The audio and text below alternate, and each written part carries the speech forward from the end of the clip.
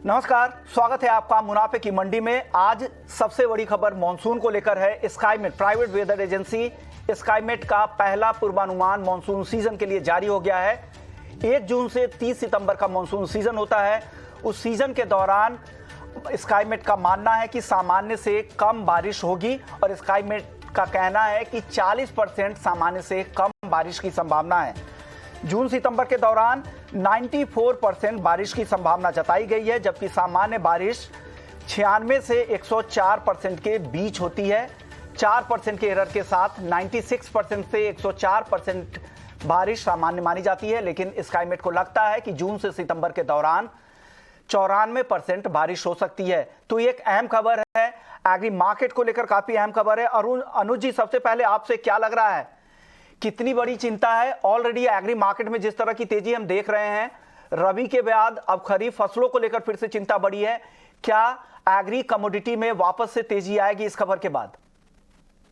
विश्वमोहन जी, good morning. देखिए, El Nino का जो एक फियर है वो अभी भी अवेलेबल है, और जिस तरीके से स्काईमेट और आईएमडी का जो फॉरकास्ट आ रहा है, वो भी लग रहा है कि जो मॉनसून है वो इस बार बिलो नॉर्मल रह सकता है, मींस 94% के बिलो रह सकता है। तो उससे हम देख रहे हैं कि काफी हद तक अगर आप देखेंगे तो जो एग्रीकल्चर कमोडिटी है, जो कि हमने देखा था कि अभी मार्च और अप्रैल के महीने में गेहूं के प्राइसेस में, सरसों के प्राइस में, और हमने दालों में एक अच्छी तेजी आते हुए देखी थी, क्योंकि हमने जो क्रॉप डैमेज होती हुई देखी है मौसम की वजह से, उससे काफी हद तक सपोर्ट मिला है। तो इनफैक्ट अगर मॉनसून के टाइम पर अगर बिलो नॉर्मल बारिश रहती है, मॉनसून बिलो नॉर्मल रहता है, तो जो आगे आपकी फसल आएंगी नवंबर दिसंबर में, रबी की जो फसल आएंगी, उससे काफी हद तक आपको एक प्रोडक्शन में कमी देखने को मिलेगी। क्योंकि आगे अगर हम देखें तो उसकी वजह से आपको जो चावल की फसल है, जो और साथ में अगर हम देखें तो गन्ने की जो फसल होती है, उसको वहाँ पे इम्पैक्ट हो सकता है। उससे काफी हद तक आगे का जो ट्रेंड है वो डिसाइड होगा। मगर हमें लग रहा है कि अगर अल नीनो का खतरा रहता है, और डेफिनेटली अगर अल नीनो की वजह से मॉनसून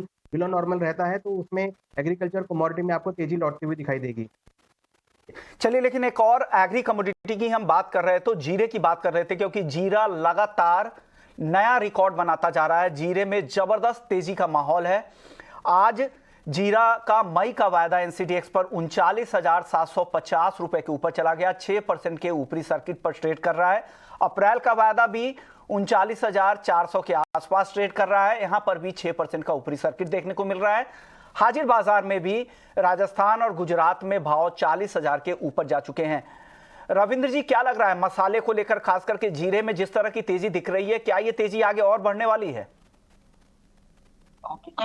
विश्वमोहन जी, मेरे हिसाब से जीरा एक अप ट्रेंड में ही है कंटिन्यूअस। जो हमने रिसेंट एक फॉल देखा था वो एक जस्ट एक रिट्रेसमेंट फॉल था, लेकिन इसका जो ट्रेंड है वो अभी भी पॉजिटिव है। और जो आज का जो मूव है, I think it's a clear cut breakout, एक राउंडिंग बॉटम बन के प्राइजेस उसके ऊपर ट्रेड कर रहा है। तो मेरे हिसाब से इसके प्राइजेस 42,000 से 44,000 तक भी जा सकते हैं।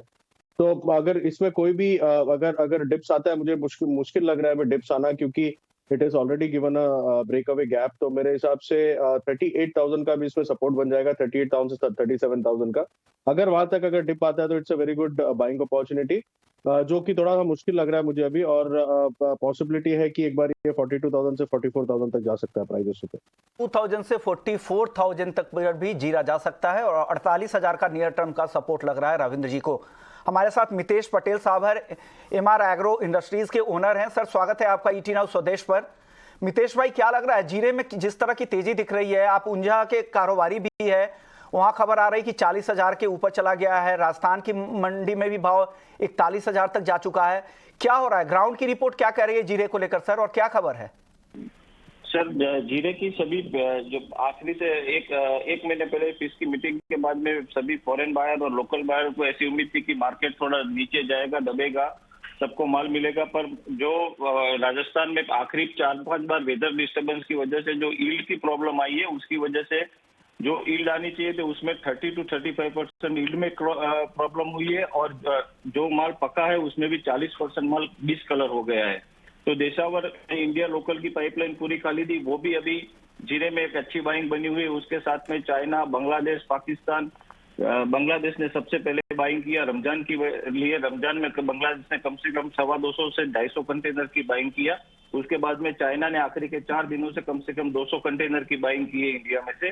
ओके। पूरे वर्ल्ड की पाइपलाइन खाली है सर। और जीरे की जो सिचुएशन हाजिर मार्केट में जो भी माल आता है, आज 40,000 बोरी की ऊंझा मार्केट में अराइवल है, उसमें से सिर्फ 20,000 बोरी जो माल है वही एक्सपोर्ट के लिए या देशावर में चले वैसा है। बाकी जो 50% माल 20,000 है वो काला पीला माल है, वो अभी के लिए वो ट्रेड नहीं हो रहा है वो माल का। ओके, यानी वर्ल्ड पाइपलाइन खाली है जबरदस्त, घरेलू के साथ साथ एक्सपोर्ट डिमांड भी जबरदस्त है। और जिस तरह से बेमौसम बारिश और ओले से यील्ड को लेकर चिंता बनी है, क्वालिटी को लेकर चिंता बनी है, उसका फायदा यहां पर भाव में देखने को मिल रहा है और जबरदस्त तेजी का रुख है। सर, फिश की रिपोर्ट जिस समय आई थी, फिश के सेमिनार में मैं था और आप बात भी हुई थी, वहां पर इस साल की जो डिमांड है वो 85 लाख बैग के ऊपर जा सकती है, जबकि सप्लाई कैरी ओवर स्टॉक मिला के 65 लाख बैग से भी कम रहने की संभावना है। ऐसे में क्या लग रहा है, किस तरह के लेवल आने वाले समय में जीरे में देखने को मिल सकते हैं? मितेश भाई। सर, जीरा मुझे फ्यूचर के लिए एक बहुत ही अच्छी कमोडिटी दिख रही है। जीरे का क्या रेट होगा वो हमने जो अंदाजा नहीं लगाया उससे भी ऊपर होगा, पर फिलहाल के लिए मुझे एक करंट लाइन में ही आने वाले 15-20 दिनों में मुझे 450 का लेवल टच करे वैसा लग रहा है सर जीरा। 450 यानी 45,000 रुपए जीरा का भाव हो सकता है, प्रति क्विंटल का भाव। शुक्रिया मितेश भाई, आपने वक्त निकाला हमारे लिए और ग्राउंड की रिपोर्ट बताई कि क्या कुछ ग्राउंड पर हो रहा है। अनुज जी, रविंद्र जी कह रहे थे 42 से 44,000 जीरे का भाव हो सकता है। मितेश भाई कारोबारी हैं, एक्सपोर्टर भी है और ऊंझा सबसे बड़े देश के सबसे बड़े जीरा मंडी में बैठते हैं। क्या लग रहा है आपको, क्या लग रहा है टेक्निकली क्या दिख रहा है जीरे का भाव आने वाले समय में? विष्णु जी, मैं मितेश भाई से बिल्कुल इत्तेफाक रखता हूं, क्योंकि जिस तरीके से जो बैलेंस शीट है डिमांड सप्लाई का वो काफ़ी टाइट है। इनफैक्ट हमने जब देखा था कि टर्की में जो आया था, तो जो भूकंप आया था उसकी वजह से काफ़ी हद तक इशू देखने को मिला, और साथ में जो रमज़ान की डिमांड है वो भी यहाँ पर कंटिन्यूस बनी हुई है। इवन अगर आप टेक्निकल चार्ट्स पे देखेंगे तो इस काउंटर में जो वॉल्यूम है वो काफ़ी हद तक बढ़ते हुए दिखाई दिए हैं। वीकली बेसिस पर वॉल्यूम्स काफ़ी बढ़े हैं, और अगर आप पिछले 5 हफ्तों से देखेंगे तो ये कमोडिटी लगातार बढ़ती हुई दिखाई दी है। तो टेक्निकल चार्ट भी स्ट्रॉन्ग ट्रेंड शो कर रहे हैं, और साथ में अगर आप देखेंगे तो फंडामेंटली भी काफ़ी सपोर्टिव है। मुझे लग रहा है कि जल्दी ही आपको यहाँ पर 40 से लेकर 42,000 तक के लेवल दिखाई देंगे। इनफैक्ट अगर हम बात करें मई कॉन्ट्रैक्ट की, तो जो कि करीबन 39,000 के आसपास है, मुझे लग रहा है कि यहाँ पर अभी 1000 से 2000 की तेजी और यहाँ देखने को मिल सकती है। जनरली हम देखते हैं कि जीरा के अंदर वॉल्यूम्स का काफ़ी बड़ा रोल रहता है, और इस बार हमने काफ़ी अच्छे वॉल्यूम्स यहाँ पर ऐड होते हुए देखे, जिसकी वजह से हमने देखा है कि फिजिकल मार्केट के अंदर भी जो डिमांड है, इवन जो डिमांड हम बात कर रहे हैं वो यहाँ पर एक्सपोर्ट से काफ़ी सपोर्टिव है। तो एक्सपोर्ट डिमांड भी यहाँ पर है और घरेलू डिमांड भी यहाँ पे कंटिन्यूस बनी हुई है। तो मुझे लगता है कि 40 से 42 के लेवल आपको जल्दी ही जीरा में देखने को मिलेंगे। यानी इस जबरदस्त तेजी की संभावना अभी भी जीरे में बन रही है। लेकिन चलिए अब एग्री मार्केट के बाद नॉन एग्री मार्केट का रुख कर लेते हैं। गोल्ड और सिल्वर सबसे पहले, क्योंकि गोल्ड और सिल्वर में अब ऊपरी स्तरों पर मुनाफा वसूली दिख रही है। बिटुपन, क्या लग रहा है टेक्निकली, कैसा अब दिख रहा है आपको गोल्ड और सिल्वर का मार्केट? क्या सोना 60,000 के नीचे आ सकता है, और चांदी में भी आगे और गिरावट की संभावना दिख रही है कि अब यहाँ से? देखिए, ये गिरावट नहीं है, ये थोड़ा मॉडरेट करेक्शन है, और ये मॉडरेट करेक्शन है बिकॉज अभी यूएस का जो सीपीआई आने वाला है दिस वीक, थोड़ा सा कोर सीपीआई थोड़ा एक्सपेक्टेड से थोड़ा ज्यादा, मतलब जो भी है अभी तक कूल ऑफ नहीं हुआ है। जो नॉर्मल सीपीआई डेटा है उससे ज्यादा रीडिंग एक्सपेक्टेड है, तो उसके कारण थोड़ा सा कॉन्सर्न है अभी फिलहाल के लिए मार्केट। और जो अभी बात कर रहे थे एल नीनो का, इसका इम्पैक्ट सिर्फ इंडियन कमोडिटीज नहीं, ये पूरे मार्केट में इम्पैक्ट करेगा, क्योंकि ये एशियन पूरे कंट्रीज में फूड सप्लाई में एक क्रिएट कर सकता है थोड़ा सा इश्यूज, जिसके कारण जो कोर इन्फ्लेशन पार्ट वो भी शायद बढ़ के आ सकता है गोइंग फॉरवर्ड। तो काफी चिंता वाला बात है। लेकिन फिलहाल अगर हम लोग गोल्ड को इमीडिएटली देखते हैं, गोल्ड को रिसेंटली मुझे दिख रहा है कि जिस तरह से सपोर्ट मिल रहा है, सेंट्रल बैंक के बाइंग जिस तरह से पिकअप हो रहा है, और लास्ट 2010 से कंपेयर का तो 2020 का इस almost at the highest level kind of पहुंच गया है। तो मुझे नहीं लग रहा है कि यहाँ पे कहीं ना कहीं गोल्ड में कोई बड़ा डिक्लाइन होने वाला है। करेक्शन बीच में आता रहता है, और सेंट्रल बैंक का बाइंग कंटिन्यू हो सकता है। ब्रिक का मीटिंग भी है अगस्त में, जहाँ पे एक ऑल्टरनेटिव करेंसी के बारे में बात भी हो सकता है। तो as a whole scenario positive है गोल्ड में, और कोई भी डीप सीजर डिक्लाइन 60,000 के नीचे थोड़ा बहुत आ भी गया तो कोई बड़ा बात नहीं है। 59,700-800 अगर स्ट्रॉन्ग बाइंग रेंज है, और 59,000 नीचे 300 का नीचे स्टॉप लॉस बनेगा, तो गोइंग फॉरवर्ड 60,500 मुझे दिख रहा है। और 61,000 भी बन सकता है, लेकिन अभी थोड़ा 1-2 दिन मार्केट थोड़ा रेंज बाउंड रहेगा। बॉटम लेवल पे बाय करना बेटर रहेगा, नॉट एट द टॉप्स। छोटा मोटा करेक्शन रहेगा तो you can utilize this buying opportunity. Okay, चलिए वक्त हो गया एक छोटे से ब्रेक का। गोल्ड और सिल्वर को लेकर आज के लिए अगर किसी को ट्रेड करना है तो क्या टारगेट है और स्टॉप लॉस क्या है गोल्ड सिल्वर का? विश्वमोहन जी देखिए, गोल्ड और सिल्वर में हमने एक मोमेंटम देखा है, थोड़ा सा गैप डाउन ओपनिंग हुआ है, बट कहीं ना कहीं देखिए तो जो अंडरटोन है वो अभी भी पॉजिटिव में है, तो थोड़ा सा डिप मिलता है तो यहाँ पे खरीदारी की सलाह रहेगी। गोल्ड की अगर बात करें तो करीबन 60,000 के आसपास गोल्ड में खरीदारी कर सकते हैं। 59,700 का स्टॉप लॉस लगाए, टारगेट 60,500 तक हो सकता है। सिल्वर में करीबन 73,800 के आसपास खरीदारी करें, 73,000 का स्टॉप लॉस लगाए, टारगेट 75,000 तक देखने को मिल सकता है। और अगर इंटरनेशनल मार्केट की बात करें तो हमें लग रहा है कि गोल्ड अगेन $2,000 से लेकर 2005 तक के लेवल इवनिंग तक दिखा सकता है। वहीं अगर सिल्वर की बात करें तो सिल्वर में भी हमें लग रहा है कि $25 के ऊपर के लेवल देखने को मिल सकते हैं। हालांकि अगर हम आज देखें तो काफी इकोनॉमीज में आज छुट्टी है, बैंकिंग हॉलीडे है, तो उसकी वजह से हो सकता है कि मार्केट थोड़ा सा रेंज बाउंड रहे, बट अंडरटोन पॉजिटिव है, तो यहाँ पर मैं बाय ऑन डिप्स की स्ट्रेटेजी देना चाहूंगा। आपका टारगेट चांदी को लेकर क्या है, क्या लग रहा है? 74,000 के आसपास चांदी खरीदे और टारगेट क्या उम्मीद रखें? रविंद्र जी आपसे सवाल था। विश्वमोहन जी, मुझे लगता है कि अगर गोल्ड सिल्वर दोनों को कंपेयर करें तो सिल्वर थोड़ा सा आज थोड़ा सा रिजिलेंट दिख रहा है, क्योंकि सिल्वर में एक बहुत बड़ा चैनल ब्रेक हुआ है। अराउंड 2 साल का एक कंसोलिडेटिव चैनल था, फॉलिंग चैनल था। वो काफी टाइम से ब्रेक नहीं हो रहा था। आपको अगर याद होगा तो मैं कंटिन्यूअसली कह रहा था कि 24 हाफ डॉलर का एक रेजिस्टेंस है, अगर उसके ऊपर सस्टेन करता है तो we might see a big move in silver, और वो हो चुका है। और पॉसिबिलिटी है कि in the short to medium term prices $27 से $30 तक भी जा सकते हैं। तो मेरे हिसाब से शॉर्ट टर्म पर्सपेक्टिव से silver is a clear cut by. अभी मेरे हिसाब से 72,000 से 70,000 का एक सपोर्ट जोन होगा, तो एनी टाइम यहाँ पर अगर करेक्टिव मूव आता है तो it's a buying opportunity. Even gold में एक वीकली क्लोजिंग का वेट कर रहा था market about $1990 in case of spot gold, और वो हो चुका है। और जो ये करेक्टिव मूव है, I think non firm payrolls का डेटा जो आया था वो एक्सपेक्टेशन के हिसाब से आया था, और अनएम्प्लॉयमेंट रेट भी जो है वो थोड़ा सा घट के आया है। तो उस वजह से एक आई वुड से कि एक प्रॉफिट बुकिंग है, बट इस वीक का CPI data will be very important. उसके बाद हो सकता है कि फिर से एक बार हम इसमें एक अप मूव देखें। तो अगर इसमें 1-2 दिन में अगर करेक्शन भी आता है तो I think from a short to medium perspective it's a very good buying opportunity. चलिए, ये तो ट्रेडिंग पर्सपेक्टिव से हो गया, लेकिन FY24 को लेकर भी हमने 3 एक्सपर्ट से, कामाख्या ज्वेलर्स के मनोज झा और साथ ही मेटल फोकस के चिराग शेठ और हर्षल बड़ौस साहब से हमने बात की थी। उन्होंने क्या कहा, उनका क्या आउटलुक है, आइए सुन लेते हैं। घरेलू बाजार में सोना एक बार फिर से नया रिकॉर्ड बनाता जा रहा है, लेकिन क्या ये तेजी टिकेगी?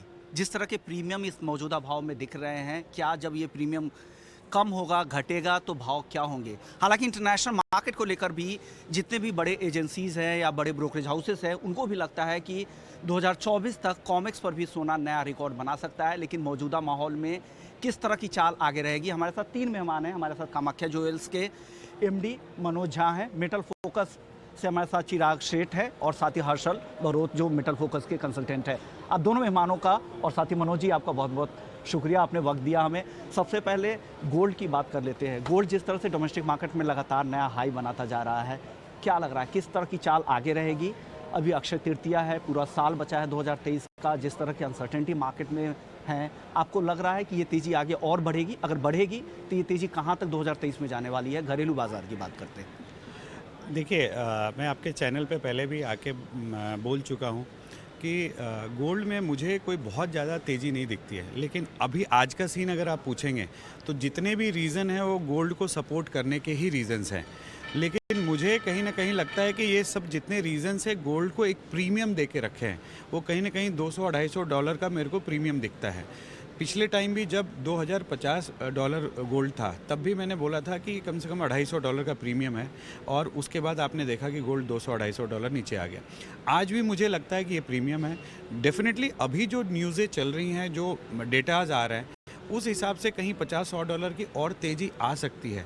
लेकिन मुझे नहीं लगता है कि लॉन्ग टर्म में, जब ये लॉन्ग टर्म कहने का मतलब है ये फाइनेंशियल ईयर की मैं बात कर रहा हूँ, कि मुझे नहीं लगता है कि जैसे ही वो प्रीमियम सेटल होंगे, वो सब रीज़न अगर कॉन्सिडरेट करेंगे, कहीं ना कहीं जियो पॉलिटिकल टेंशन कम होगा, फेड के कुछ रुख वापस सही होंगे, तो यहाँ से गोल्ड कहीं ना कहीं वापस $100-150 के प्रीमियम बहुत जल्दी निकल सकता है।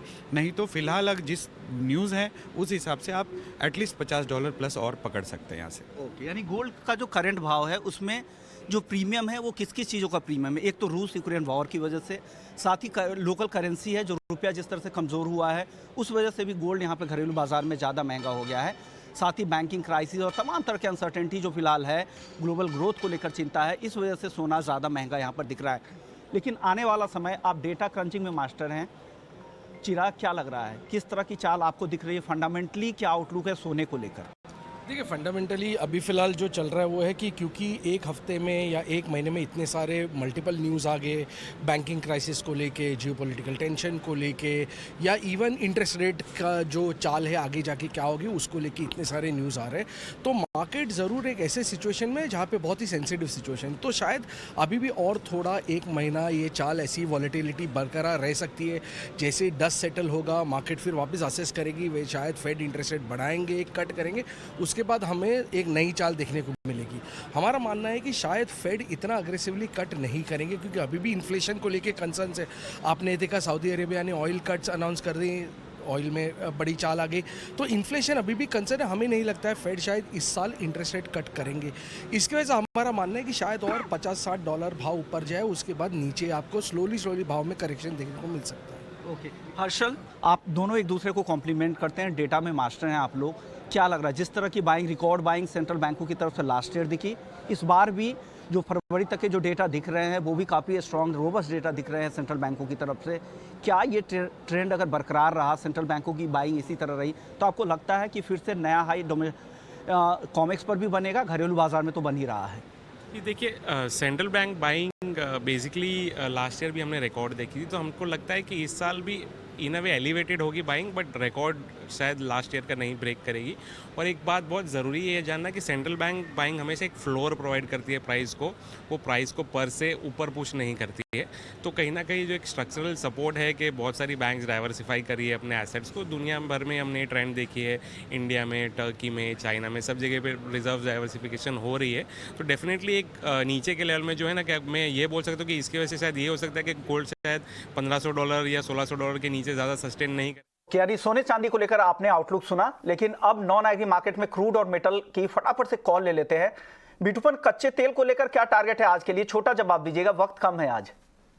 देखिए, मैं थोड़ा मोमेंटम इंट्राडे के लिए पॉजिटिव मान के चल रहा हूँ। 65-90 के आसपास बाय करने के लिए सोच रहा हूँ, 6700 का टारगेट और 6530 के नीचे स्टॉप लॉस। जी, आपकी कॉल क्या है कच्चे तेल में आज? अनुज जी, हमारी खरीदारी की कॉल रहेगी। हमें लगता है कि क्रूड के अंदर खरीदारी का ट्रेड बना सकते हैं। करीबन 6550 में स्टॉप लॉस 6390 का, टारगेट 6800 तक हो सकता है। और अगर ऑप्शंस की बात करें तो 6800 की जो कॉल है उसको भी खरीदारी का ट्रेड लेके चल सकते हैं। रविंद्र जी, आप क्या सलाह दे रहे हैं कच्चे तेल में आज? अभी सिमिलर व्यू है, हमें लगता है कि 6700 तक के लेवल्स दिख सकते हैं। 6750, 6800 का एक रेजिस्टेंस है, तो वहां पे एक बार प्राइसेस एक पॉज लेगा, लेकिन आई थिंक डिप्स में बाइंग की स्ट्रेटेजी है। और WTI आई थिंक $81.50, $82 तक जा सकता है। कॉपर अगर खरीदना हो तो आज खरीदे, किस लेवल पे खरीदे रविंद्र जी? कॉपर थोड़ा सा आई वुड से कि थोड़ा साइडवेज मूव है, लेकिन एक अच्छा पैटर्न बन रहा है इंट्राडे में, एक इनवर्स एचएनएस का पैटर्न है, तो उसका ब्रेकआउट जो है वो 772, 773 के ऊपर है। तो मैं उसके ऊपर बाइंग की एक सलाह दूंगा। एक ब्रेकआउट बाइंग है और उसके ऊपर पॉसिबिलिटी है कि 778, 780 तक टारगेट आ सकता है। एंड इन दैट सिनेरियो 769 का स्टॉप लॉस मेंटेन कर सकते हैं। बिटूपन, आपका टारगेट क्या है कॉपर को लेकर? खरीदे आज? 767 में मेरा बाइंग रहेगा, 777 टू 778 का टारगेट, 760 के नीचे स्टॉप लॉस। थोड़ा बायस पॉजिटिव है, लेकिन बहुत मोमेंटम स्ट्रांग नहीं होने से भी थोड़ा पॉजिटिव दिख रहा है। ओके, अनुज जी, आपकी टॉपिक क्या होगी मेटल में? देखिए, कॉपर ही रहेगी। हमने लास्ट वीक आपके चैनल पे जो टारगेट दिया था वो अचीव होता हुआ दिखाई दिया था। आज भी हमारा बाय कॉल रहेगा। करीबन 765 में खरीदारी करें, 759 का स्टॉप लॉस लगाए, टारगेट करीबन 774 तक देखने को मिल सकता है। तो बेस मेटल में बाय और डिप्स की स्ट्रेटेजी रह सकती है, जिसमें कॉपर टॉपिक रहेगा। ओके, यानी तीनों जानकार एक मत है, कॉपर खरीदारी की सलाह तीनों एक्सपर्ट्स की तरफ से आ रही है, लेकिन जो भी ट्रेड बताया जा रहा है बिना स्टॉप लॉस के ट्रेड नहीं करे। शुक्रिया अनुज जी आपका, बिटूपन आपका, रविंद्र जी आपका, आप लोगों ने वक्त निकाला। मुनाफे की मंडी में फिलहाल इतना ही।